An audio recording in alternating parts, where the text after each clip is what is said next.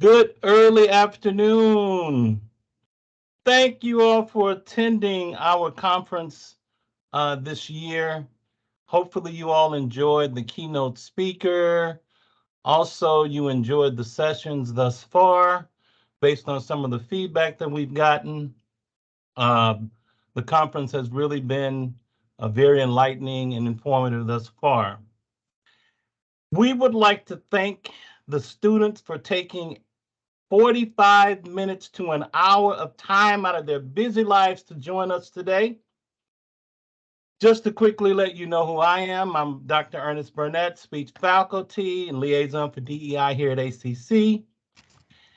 And that is Brian Berger. Would you like to introduce yourself?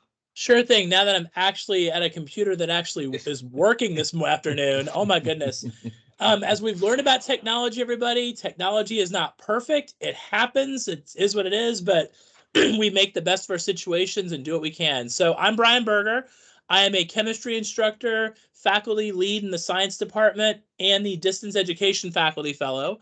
And I'm happy to be here with Dr. Burnett today and our wonderful, amazing student panel.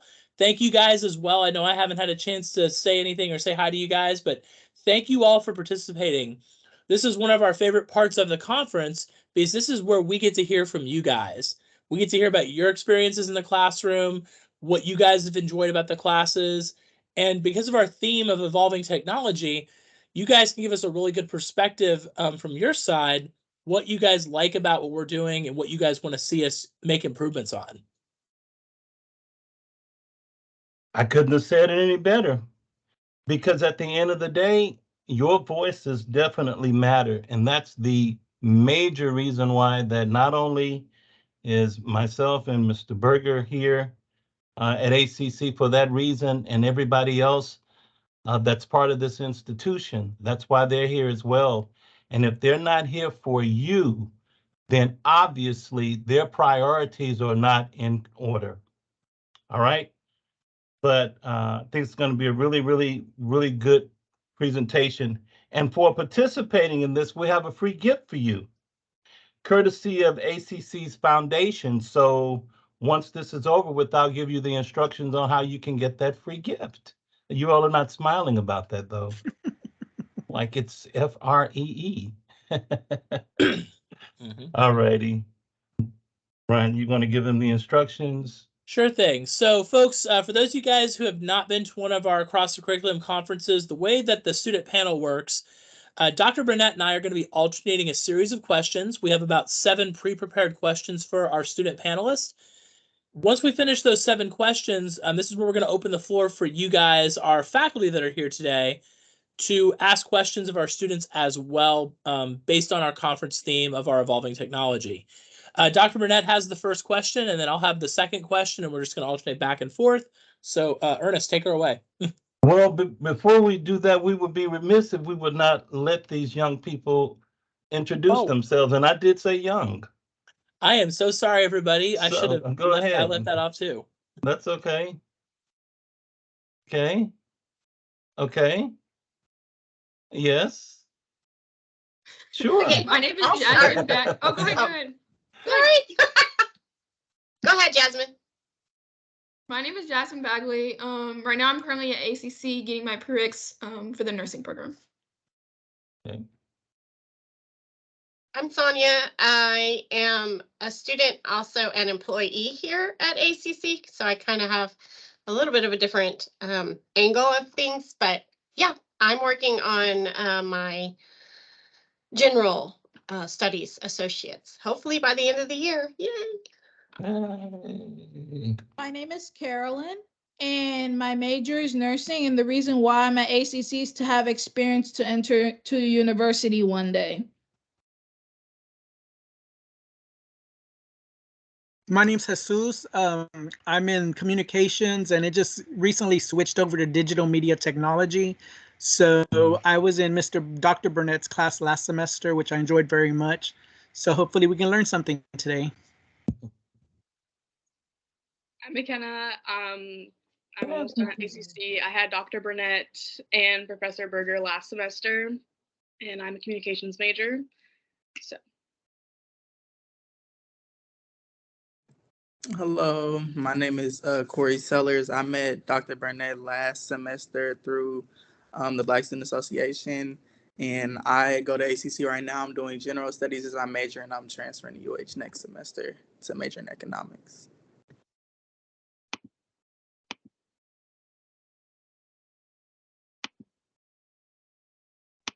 I'll go next. Hi, I'm Samara. I am in Mr. Burnett's class currently. I am a general studies major. I am very indecisive on what I want to do for the future, but ACC has been a great help in guiding me to that future path, and hopefully I'll make my way to Florida and university. There's a new one. And is that everybody?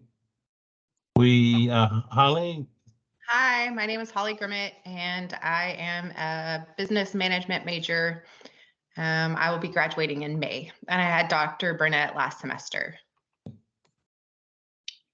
Hi, my name is Anaya Womack. I've met Dr. Burnett last semester through the Black Student Association as well. My current major right now is general studies. I will be transferring my junior year with my core credits. And Aaron has joined us. You're muted.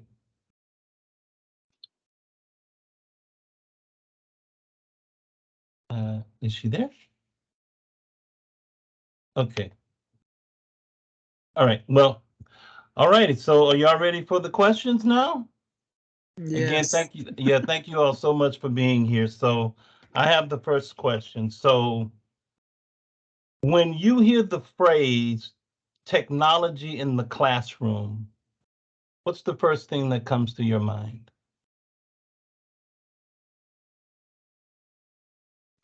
I would think is how the information is presented to them, to us, to the students, like whether you're using a different type of equipment that projects all the information that you're trying to present to us.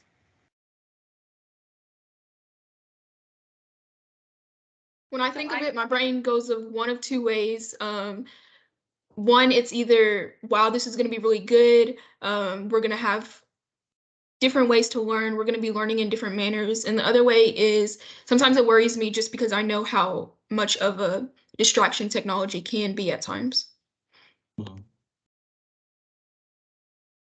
Yeah, I would say for me, it depends on how we learn in technology, because like it depends on like what year that we were born in and how we get used to things.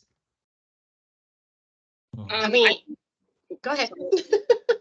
Sorry, I think of Blackboard, and I know like each teacher kind of has their own setup for Blackboard, so it's always a little hard to figure out each teacher's own personal navigation through it because they always have different like tabs for each thing. But I mean, usually I figure it out, but at the very beginning, it's a little hard to remember where everything is.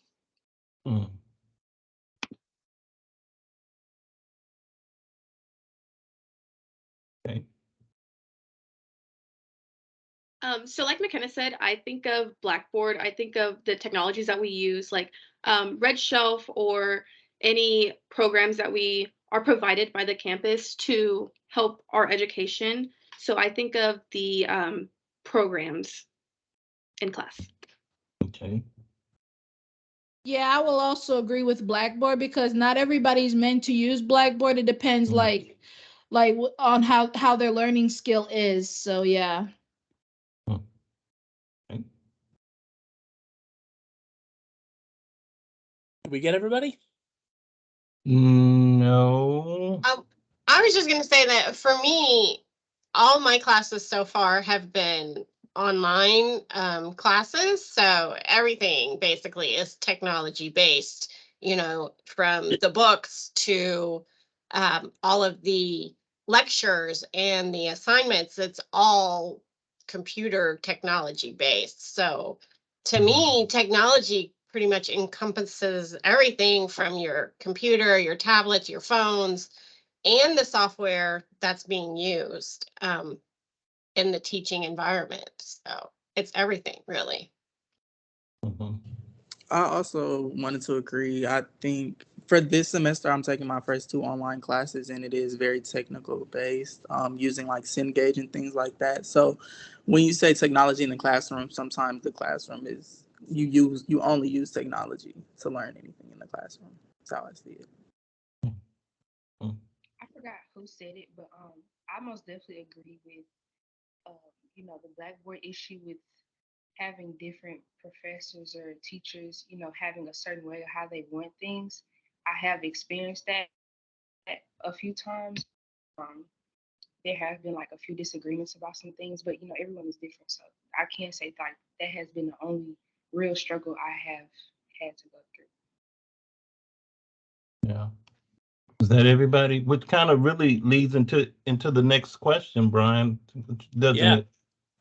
I'm taking notes right now. I do a lot of Yeah. stuff with Blackboard support for faculty and helping out with building classes myself. And I know McKenna's taken my class before, and I know sometimes it can be easy to find stuff, and sometimes you're like, so. So question number 2, ladies and gentlemen, what are some of the technology barriers that you face in your learning?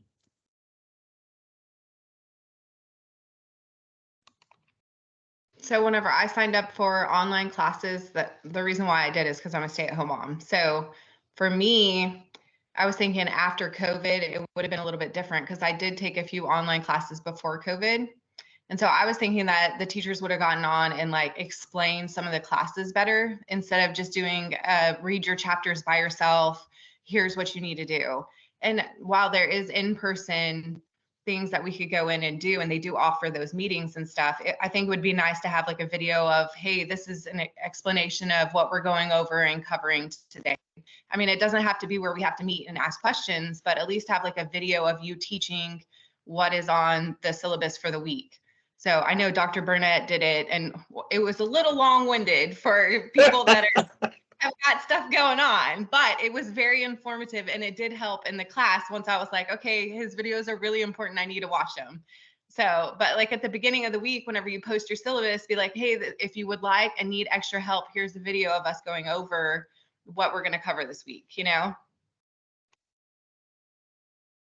I will say also one of the things that I have found is to just maybe for the instructors, the professors to go through and make sure that their dates are updated, that their information is updated, that links are going to actually work, because I've run into like, oh, here's your link for your calendar, and oh, but that link doesn't work.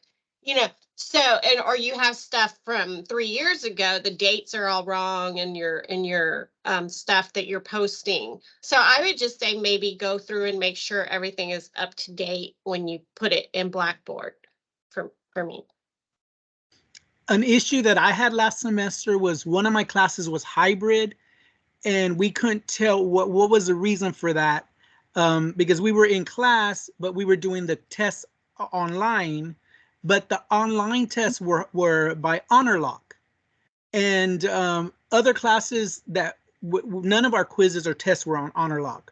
So I think all the classes need to be normalized or on the same level, where if something's going to be HonorLock, everything in every class needs to be HonorLock, or if none of the classes are going to have HonorLock, then none of the other classes should have that HonorLock. It was very confusing even for that hybrid class, because we didn't know why it was like that, besides having half technology because we did our tests online and then we were in person.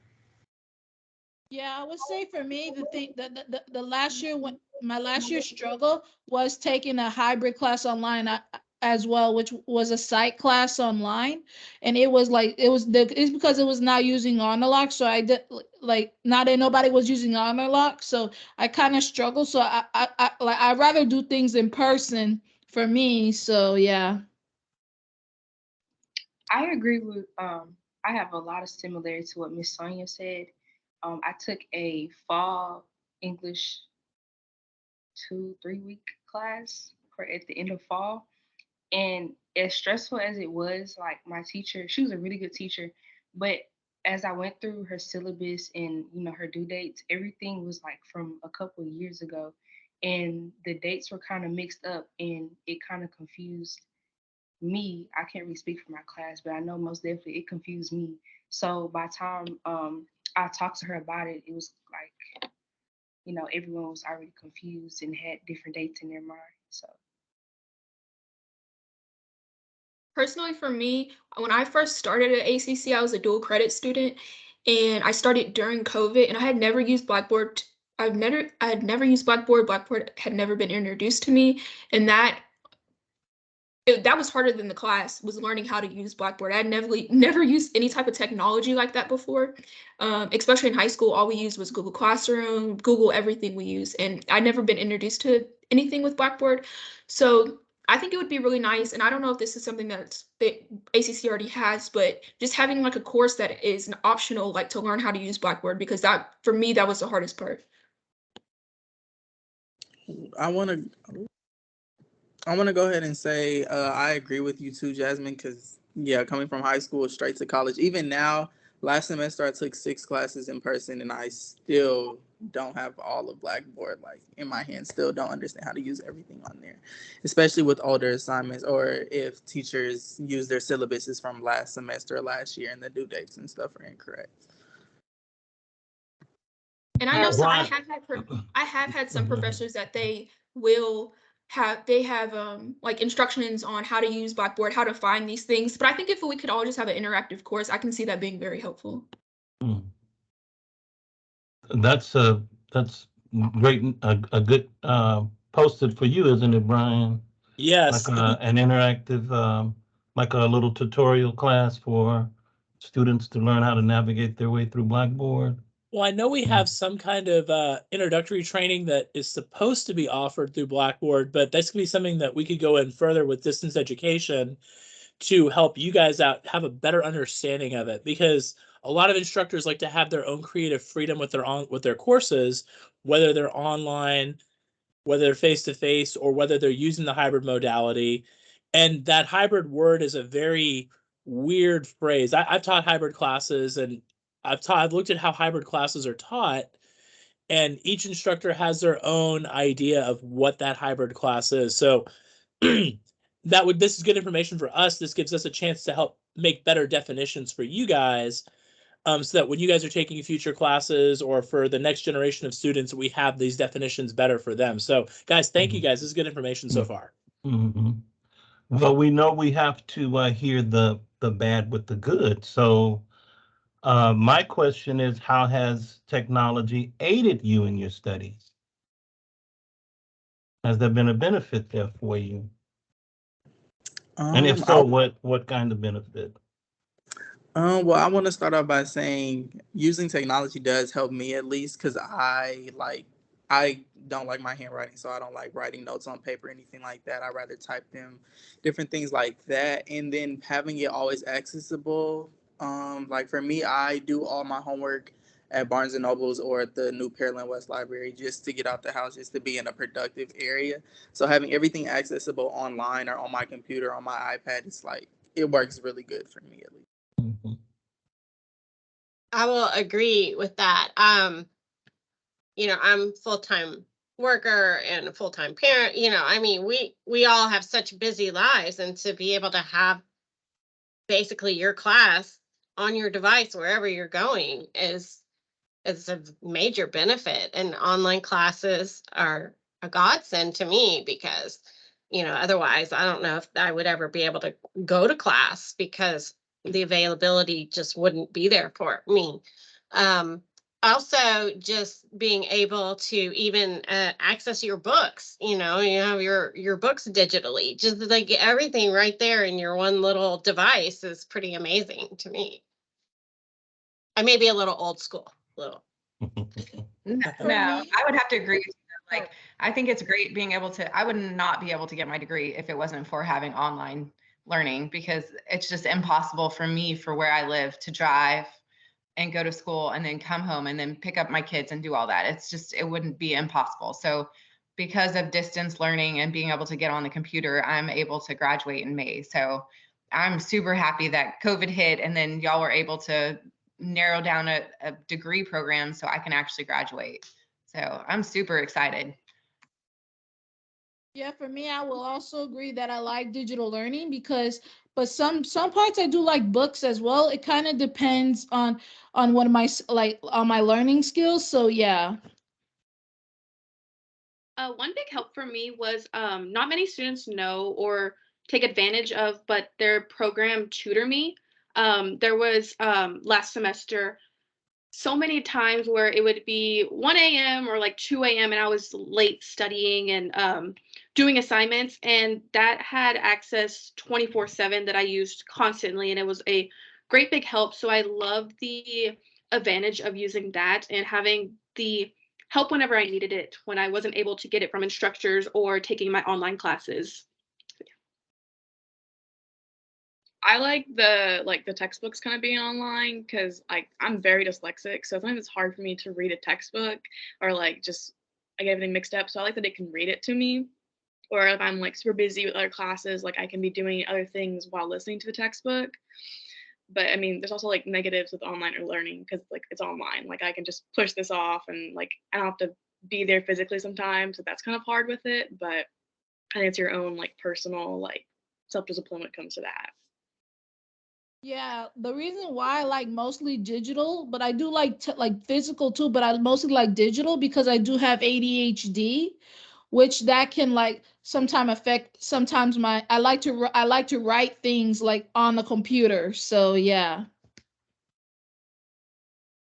For me, I like that.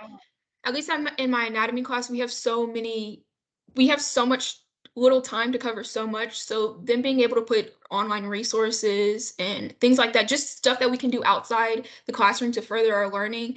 And for them to be able to give us that is really nice, especially with our textbook. There's so much just different resources within our textbook that we're able to use to just everybody has different learning styles and everybody takes longer to learn different subjects and different topics. So that's been really helpful for me.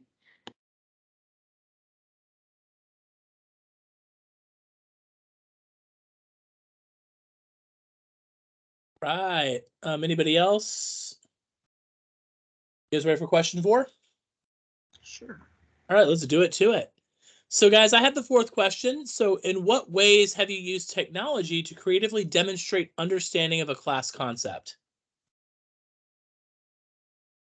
So in other words, was there some kind of project you did in your classes that required you to use technology to complete something, like maybe videotaping yourself solving a problem or something? So I had an internet class last semester, and with internet classes, it's difficult having assignments that are group projects. Not everybody can meet, or you don't know how comfortable you are talking to people online and everything. So I used Teams to meet with people. We found ways to like communicate, and I feel Teams was just a great connection, kind of just like how we are here now. It has its advantages and disadvantages, but I love the Teams and how it provides that communication when we're not all together. So yes. Well, in Dr. Burnett's class, we had to videotape ourselves some videos and upload them to YouTube. We did a few projects like that. And in an English class, we had another project that we had to like develop an ad and then present it to the class and show them, you know, the different things that we were like a kind of like a sales pitch or something. I know in last year's semester when I was taking online class, we had to like introduce ourselves into a PowerPoint. Yeah. I know in my class that I'm in right now, we're using Prezi a lot. So I don't know if that, I know Dr. Burnett in one of the team meets, he said something about it being outdated, but I don't know what would be new compared to that. So, but I've used Prezi so much, it's ridiculous.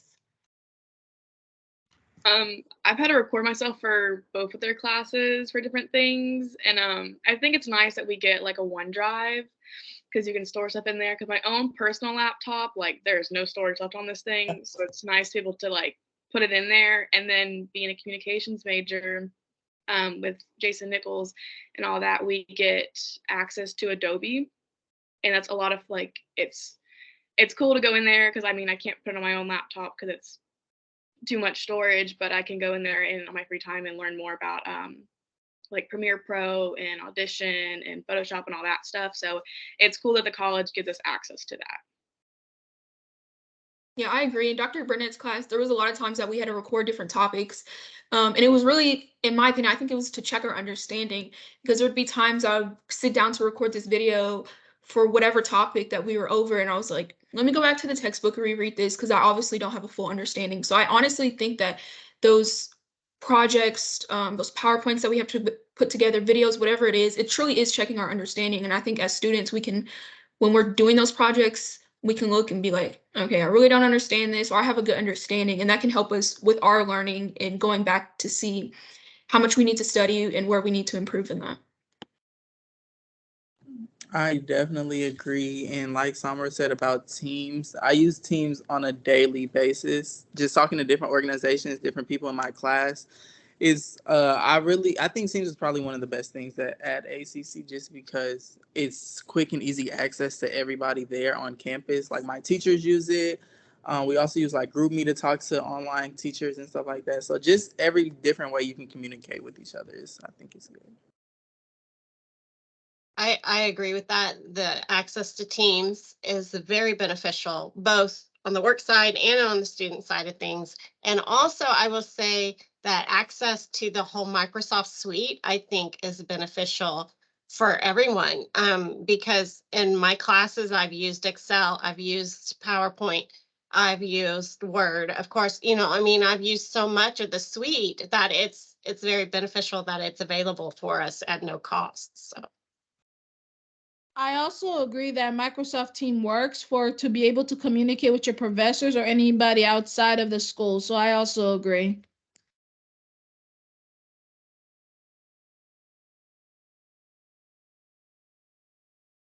I love Teams meetings personally. That's how I like to do a lot of my virtual appointments with students. I like being able to schedule it in calendars and all that good stuff. So I'm glad that you guys are saying the same thing too.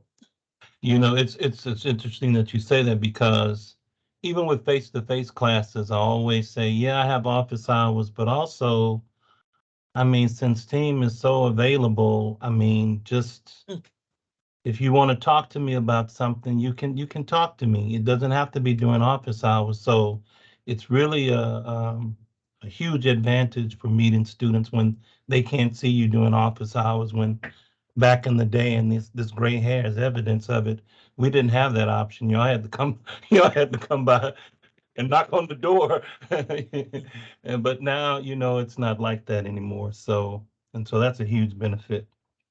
So I have the next question. You all thought I was going to say last, didn't you? Well, okay, we're getting there.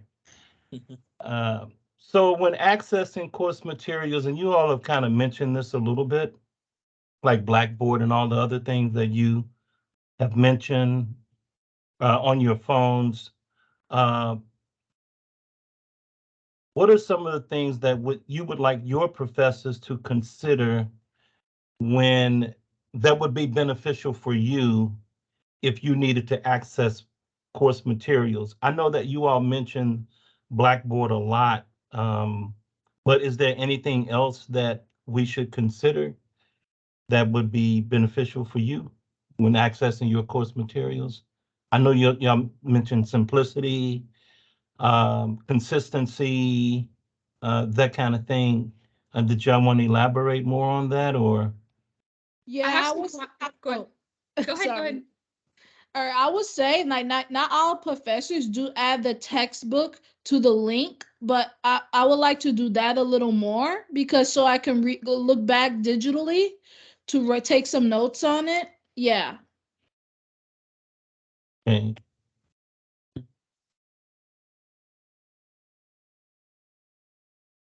I would like to say, just making sure that all links and stuff work. I just had an experience, one of my online classes, we just had an experience that we just found out today. One of our assignment that's due on Sunday, the link for it doesn't work, and we've been talking to our professor through GroupMe and stuff like that. He always responds every day, but just making sure that everything works beforehand. I understand little issues, but now the assignment's due in 2 days, and nobody's been able to start it. So. Yeah, I agree with Corey, because the assignment, it's kind of a really big chunk like it would take some time. And so with it being delayed and pushed back, it's kind of, well, I can only speak for myself, but it kind of like I have to readjust my schedule to what it already was planned to be. And I kind of don't like to do that, but if I have to, I don't mind. I've seen I haven't had this personally, but my classmates that they don't have laptops, or they at home and they only have an iPad, or they're using Blackboard just from their phone because they don't have that access at home. I know all the links, and I know that this is something that's kind of harder to change, but all the links don't work. And that's a lot of the links you have to open up on a laptop, or certain programs. Like I know I'm not sure, but I've had textbooks that like you can't open it on your phone, you have to be on your laptop. So I think being accessible for students who just have their cell phone or only have an iPad, I can see how that could be beneficial. I think some professors too also tend to get a little offensive when students are like, hey, this doesn't work. And we're not like trying to be like, fix this right now, but it's more like, could you fix this please? Because we kind of have things due. Like I've had multiple professors like in my first year that they got defensive about stuff on Blackboard, but it was kind of like, we're just trying to let you know, like we don't mean anything rude by it. And then it's just like, we're the teacher kind of thing. So can I ask a kind of extended question to that? And you don't have to name names, but like when you say attitude, what does that look like?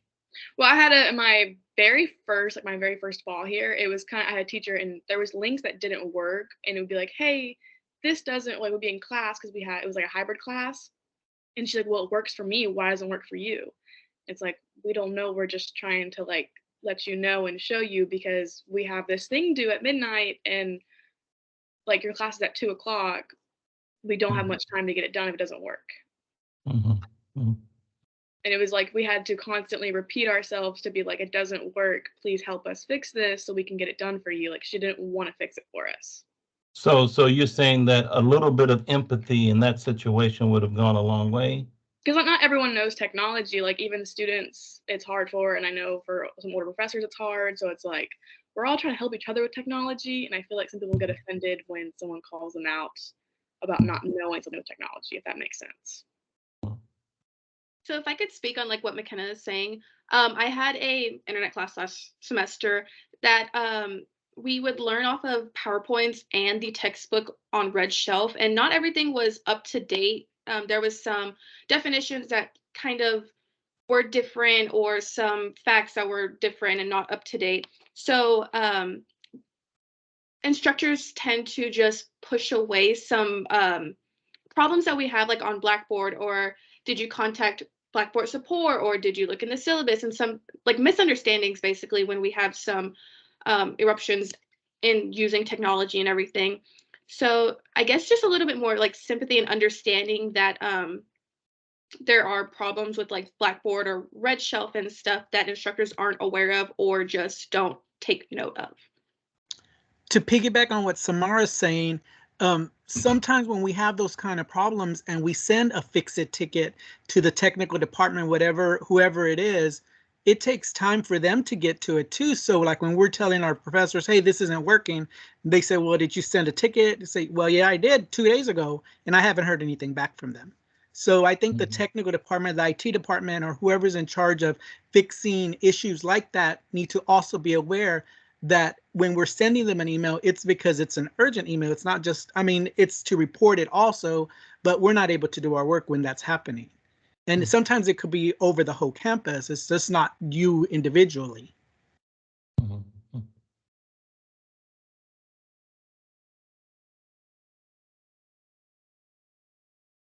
Thank you guys. This is really helping out. Really, definitely. Anybody else have anything you want to add? I guess I'll go on to question number 6 then. We're moving along great, guys. For number 6, name a piece of technology that you'd like to see integrated into ACC instruction. Like a Mac PC computer. That's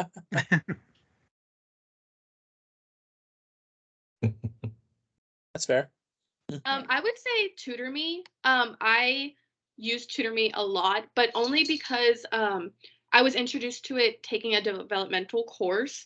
So that was really helpful and handy having that, but I don't think many students are aware of the advantages that it has, or some instructors don't mention that help. So I believe just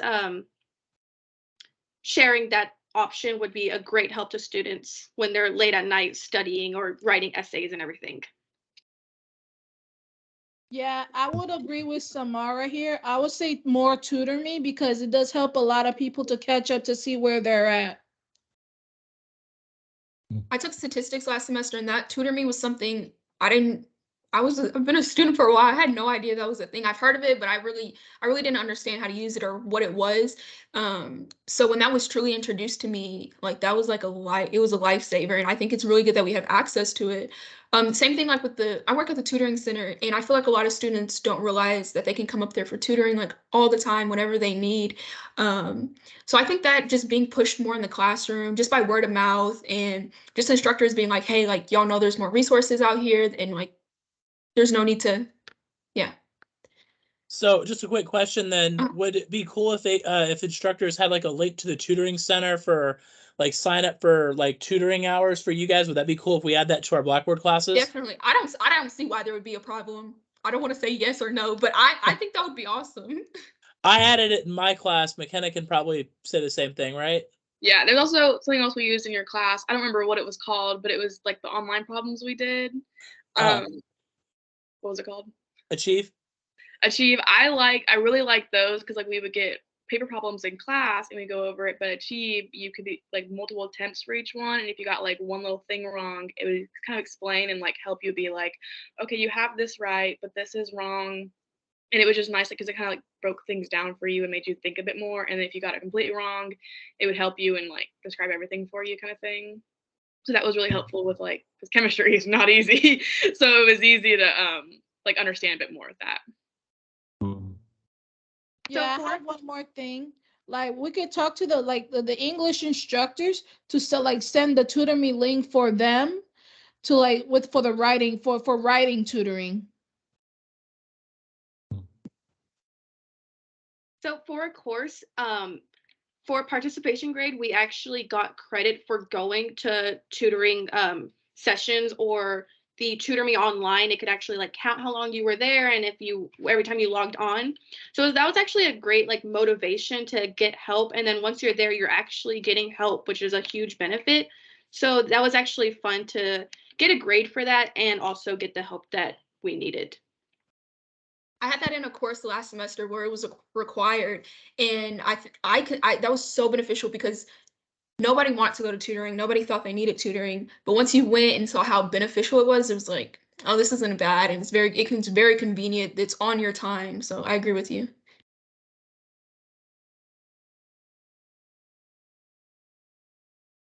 Awesome. Thank you, guys. All right, so the last and final question, no applauses, please. This is so have all of you taken a face-to-face class before as well, with the exception of Holly, right? Like you're muted. Okay. Oh, yeah, I've taken way back in the day. So like okay. Right after high school, I went to ACC and I did do in-person learning. Okay. And I got married. So. Oh, okay. Yeah, yes. Because it's kind of a face-to-face and online question. So do you think that faculty at ACC make a concerted effort to include some form of technology in the classroom besides Blackboard? If yes, what kind of technology do they use and how did it benefit the class? And if no, what kind of technology could the instructor had used that would have benefited the class as a whole? And this is besides like Blackboard. I know all of my professors use some type of extension on Blackboard. Like for my college algebra class last semester and my pre-calculus class this semester, we used my math lab, and it's for an assignment. The homework is an assignment. You get a grade on it. You have to do it. But it's also very beneficial from doing 5 to 10 problems in class and then going home and doing 30, and you understand the concept way more, and it shows up when you have to take tests and things like that. Okay. I'm also using my lab this semester which is very interesting too. You know, about we do these worksheets, homework sheets twice a week, and then she goes over it in class the next week, and then we take the quiz right after that. But I think that's the only technology other than Blackboard is what that math teacher uses. Mhm. I would say another technology that's used like commonly would be like YouTube or like TED Talks for more like simplified and more interactive learning. I remember like watching many TED Talks that like covered topics in English and a lot. So it was a form of entertainment. You know, you have like those funny videos or like trailers that was beneficial to some classwork and stuff. So a lot of teachers use that to advantages, and it's a different way of learning rather than just reading straight from the textbook or just lectures and everything. So that was very helpful. Yeah, I've had one class that YouTube was used, I don't want to say heavily in, but very often. And it was helpful. It was a different way of learning. Again, we had those links that we could take home with, watch things on our free time. I'm the type of person I like to watch things over and over so I can remember and it sticks in my head. So that's very helpful. In every class that I've ever taken, we use something outside of Blackboard, whether that's Pearson or Connect, something. We've always used something outside of Blackboard.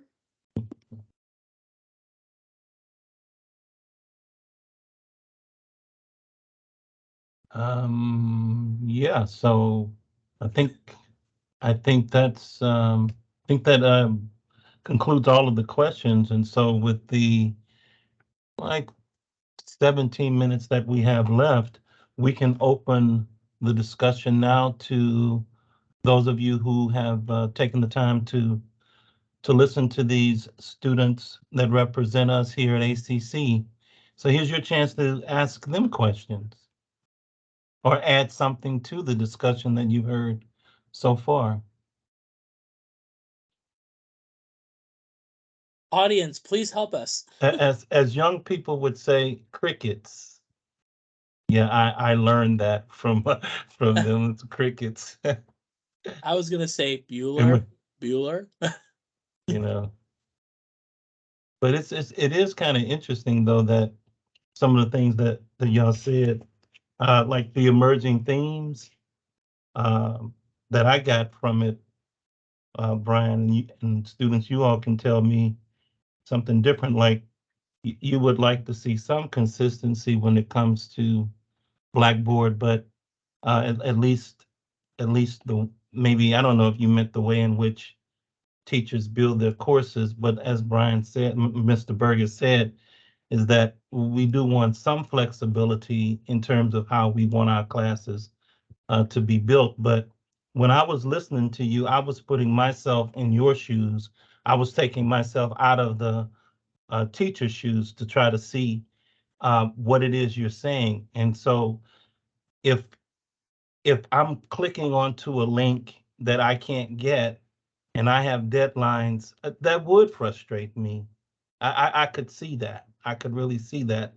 But at the same time, I think as students, you all have to have a little patience as well, because, you know, you were speaking of attitudes.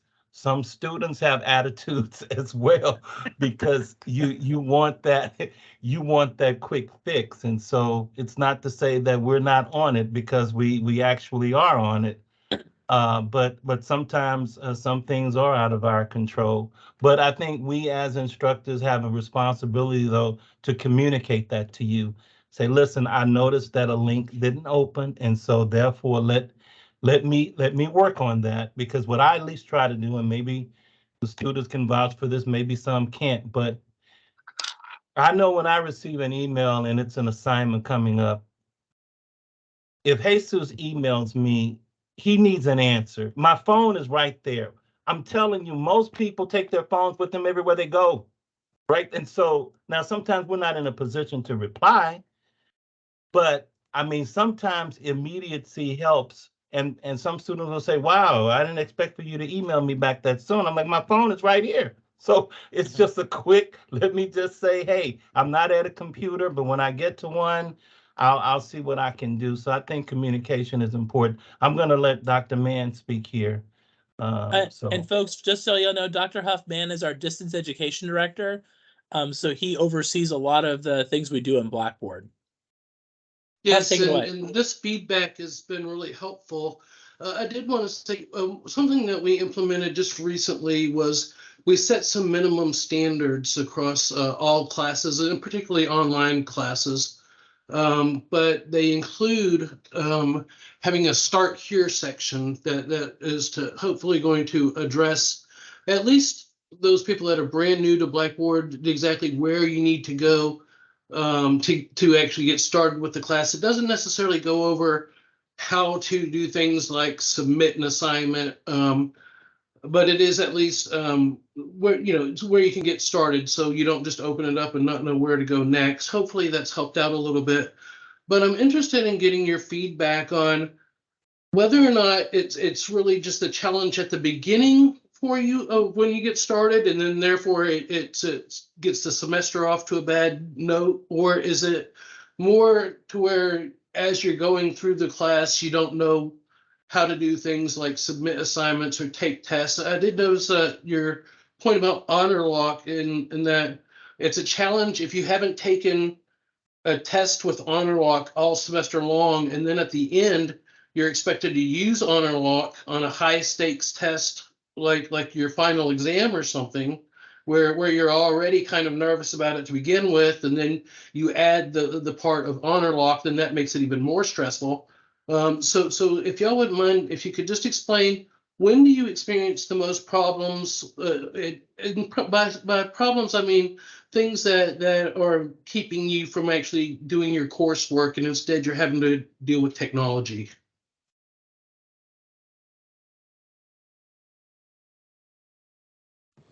I think I can only speak for myself when I say this, but I do know, I mean, everything has an adjustment period. So starting off new classes each semester, it takes you at least like, for me, it takes me at least like a week or two, maybe 3, to start fully understanding how the class functions and stuff like that. But I don't think there's anything that prohibits me from doing assignments or doing work. I just know some classes are structured, like on Blackboard, they're structured a little differently, which I don't have a problem with. Each teacher wants to do it their own way. That's perfectly fine. I just think sometimes one teacher might have everything in only course content and nothing in the syllabus or nothing in the calendar and stuff like that. I think with the thing with honor lock, what I found, I don't know if every professor does this, but what I found helpful is that some professors will have a practice honor lock before your first honor lock test, and that's been really helpful for me because last semester was my first time using honor lock. I didn't even know what to do. I had no idea, and so be able to go on to honor lock, play around with a little bit to see, okay, this flags me if I do this. Like, okay, I can't do that. Like things I've never used it, so I think that's helpful, and I think that should be something that everybody should do. Yeah, I think what Jasmine was saying, I had a teacher who at the very beginning, she had a video that walked you through it, and then you had to do a practice one. And our very last like test was an honor lock test, but she kept the video up, which was nice because after the 4 or 6 months, you kind of forget how to use it. So you could go back and before, and that was very helpful because it was like studying all day. It's like, hey, I'm gonna take this test. Like, oh crap, how do I do this again? Yeah, I agree with Jasmine and McKenna about honor lock because like my current class I'm in, they use honor lock to take the test, which is helpful. Okay, that's really good information, but I have a follow-up on this. So one thing that I know that a lot of teachers do, particularly online, is they offer an orientation. Usually it's some sort of optional orientation for you to attend during the first week or so of school. And then, I know from actually teaching myself, I teach as an adjunct, and so I know that when I offer these orientations, a lot of times it's 2 or 3 students who show up for it. And so I'm just curious as to, are you getting are your instructors offering orientation sessions at the beginning of the class? And if they are and you're not attending, why wouldn't you attend something like that? I've taken mini-on classes. I've never had that before, not that I know of. But that was something that I would have definitely attended that if that was something that I had. I agree. I've not ever had an orientation in any of my online. I've only ever done online classes, but I don't think I've ever seen an orientation. Yeah, I've never had one. I've taken more in person, and like they usually go through the Blackboard like the very first day and like show you everything, but I've never had that on online class. I agree. Yeah, I've never been offered an orientation like that either. Yeah, I never So let had me it ask this. in person. I'm sorry, go ahead. Oh, I never have been in orientation like with the teachers, but I have been in person with the coaches. So yeah. Okay. So my current semester, I'm taking an online class. They actually, my instructor did provide not so much an orientation, but a kind of quick like meeting on Teams to like get to know me, like get to know the class, what to expect, or have any questions on some like assignments. But it was like she was open from like 7 to 8, and it just didn't fit my time schedule. So that was just something I wasn't able to attend. But yeah, I was offered quite that orientation. And so if they had recorded it, would you have watched it after the fact? Yes, I would have definitely watched the recordings. It was just a Teams meeting though. Yeah, and you can record Teams meetings, and so We're okay, recording it was this one. just things to think about. Maybe we could do some trainings on ourselves, and so that's really helpful. Yeah. Okay, so we have a couple questions in the chat. I want to make sure we got these. So folks, I know we're kind of talking a lot about Blackboard and with the orientations. But for some of these classes, did faculty set up like Blackboard outlines or like little videos that show navigation of Blackboard, or was that just something that's completely foreign to you guys that y'all didn't never see? I've had a few teachers on online classes kind of, well, one did it actually. Mr. Swigert, I think say last name. He had a great video of how to break down his Blackboard, where to find, and it's nice when they have them up all year because it's like there's certain things you don't do every single week on an online class. Because like once in a while, like maybe it's a session board due once a month, so it's like, oh crap, where are those at again? Because some teachers like to put all those things in like one file, so you're clicking and clicking and clicking. And it's like a black hole of files. Yeah. Yeah, I will say for me that when I was in developmental courses back in the past, I went to coaching and they taught me how to break it down, how to use Blackboard. So that was helpful. Awesome.